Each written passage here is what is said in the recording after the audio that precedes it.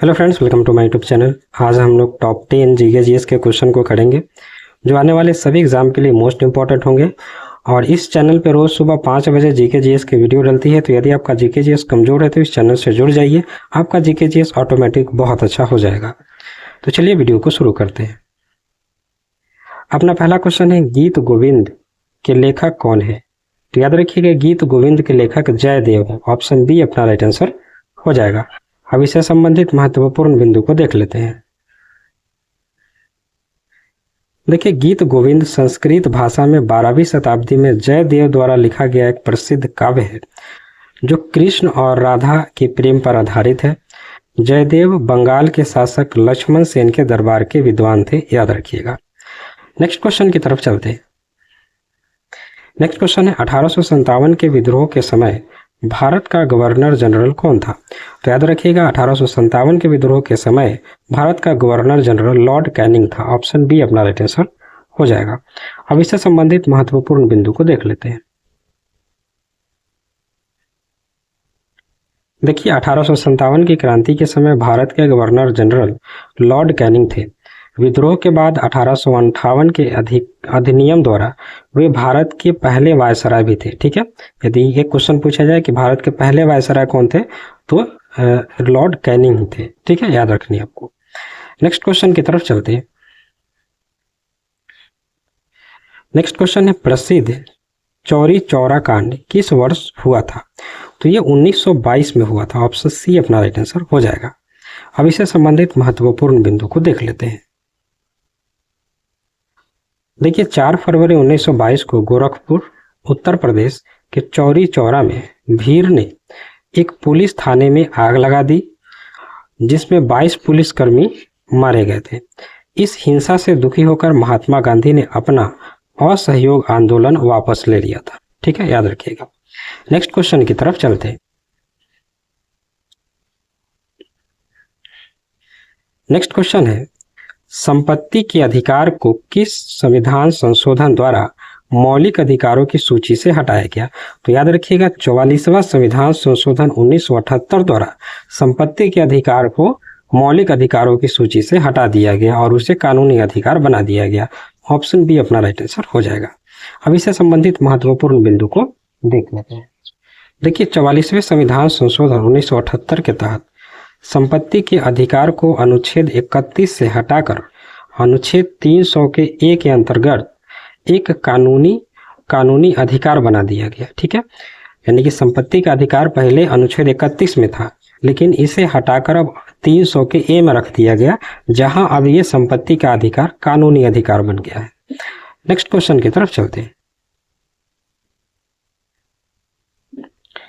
Next question है, भारत के नियंत्रक एवं महालेखा परीक्षक की नियुक्ति कौन करता है? तो याद रखिएगा, भारत के नियंत्रक एवं महालेखा परीक्षक की नियुक्ति भारत के राष्ट्रपति करते हैं। ऑप्शन सी अपना राइट आंसर हो जाएगा।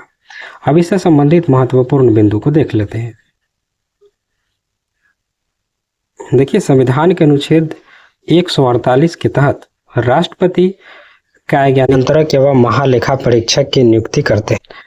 कैग को लोकवित्त का संरक्षक यानी कि गार्जियन ऑफ पब्लिक पर्स माना जाता है, जो सरकार के खर्चों का ऑडिट करता है। याद रखिएगा, तो अनुच्छेद 148 के तहत राष्ट्रपति कैग की नियुक्ति करेंगे, यानी कि नियंत्रक एवं महालेखा परीक्षक की नियुक्ति करेंगे। ये इंपॉर्टेंट पॉइंट है, याद रखिएगा। नेक्स्ट क्वेश्चन की तरफ चलते हैं। नेक्स्ट क्वेश्चन है, लोकसभा का कार्यकाल आपातकाल की स्थिति में एक बार में कितने वर्ष के लिए बढ़ाया जा सकता है? ठीक है, तो याद रखिएगा, 1 वर्ष के लिए बढ़ाया जा सकता है। आपातकाल की स्थिति में 1 वर्ष के लिए बढ़ाया जा सकता है। ऑप्शन बी अपना राइट आंसर हो जाएगा। अब इससे संबंधित महत्वपूर्ण बिंदु को देख लेते हैं। देखिए, अनुच्छेद 352 के तहत राष्ट्रीय आपातकाल लागू होने पर संसद कानून बनाकर लोकसभा के कार्यकाल को एक बार में अधिकतम 1 वर्ष तक बढ़ा सकती है। इंपॉर्टेंट पॉइंट है, याद रखिएगा। नेक्स्ट क्वेश्चन की तरफ चलते हैं। नेक्स्ट क्वेश्चन है, भारत में केसर का सबसे बड़ा उत्पादक राज्य या केंद्र शासित प्रदेश कौन सा है? ठीक है, तो याद रखिएगा, जम्मू और कश्मीर भारत में केसर का सबसे बड़ा उत्पादक राज्य या केंद्र शासित प्रदेश है। ठीक है, क्योंकि जम्मू कश्मीर अब केंद्र शासित प्रदेश बन गए हैं, इसलिए राज्य और केंद्र शासित प्रदेश दोनों हमने लिखा। तो ऑप्शन बी अपना राइट आंसर हो जाएगा।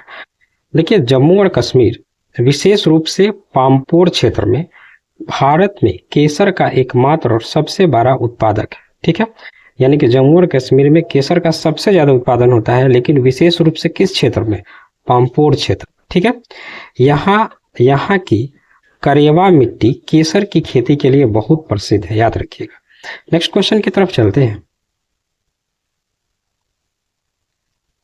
नेक्स्ट क्वेश्चन है, स्वेज नहर किन दो सागरों को जोड़ती है? तो याद रखिएगा, स्वेज नहर भूमध्य सागर और लाल सागर को जोड़ती है। ऑप्शन ए अपना राइट आंसर हो जाएगा। अब इससे संबंधित महत्वपूर्ण बिंदु को देख लेते हैं। देखिए, मिस्र में स्थित स्वेज नहर भूमध्य सागर को लाल सागर से जोड़ती है। यह यूरोप और एशिया के बीच सबसे छोटा समुद्री मार्ग प्रदान करती है। ठीक है, नेक्स्ट क्वेश्चन की तरफ चलते हैं। क्वेश्चन है, हीराकुंड बांध किस नदी पर बनाया गया है? तो याद रखिएगा, हीराकुंड बांध महानदी पर बनाया गया है। ऑप्शन ए अपना राइट आंसर हो जाएगा। अब इससे संबंधित महत्वपूर्ण बिंदु को देख लेते हैं। देखिए, हीराकुंड बांध ओडिशा राज्य में महानदी पर स्थित है। यह भारत और दुनिया के सबसे लंबे बांधों में से एक है, याद रखिएगा। नेक्स्ट क्वेश्चन की तरफ चलते हैं। नेक्स्ट क्वेश्चन है, तारों का टिमटिमाना प्रकाश के किस घटना के कारण होता है? तो याद रखिएगा, तारों का टिमटिमाना प्रकाश के अपवर्तन के कारण होता है। ऑप्शन सी अपना राइट आंसर हो जाएगा। अब इससे संबंधित महत्वपूर्ण बिंदु को देख लेते हैं। देखिए, वायुमंडल की विभिन्न परतों का घनत्व और तापमान अलग अलग होता है। जब तारों का प्रकाश इन परतों से होकर गुजरता है तो अपवर्तन के कारण उसकी दिशा लगातार बदलती रहती है, जिससे तारे टिमटिमाते हुए नजर आते हैं। ठीक है, तो ये रहा टॉप 10 इंपॉर्टेंट जीके जीएस के क्वेश्चन। आप लोगों को कैसा लगा कमेंट में जरूर बताइएगा। अच्छा लगा चैनल को सब्सक्राइब जरूर करिएगा, वीडियो को लाइक जरूर करिएगा। और इस चैनल पर रोज सुबह 5 बजे जीके जीएस की वीडियो डलती है। तो यदि आपका जीके जीएस कमजोर है तो इस चैनल से जुड़ जाइए, आपका जीके जीएस ऑटोमेटिक बहुत अच्छा हो जाएगा। तो मिलते हैं हम लोग नेक्स्ट वीडियो में।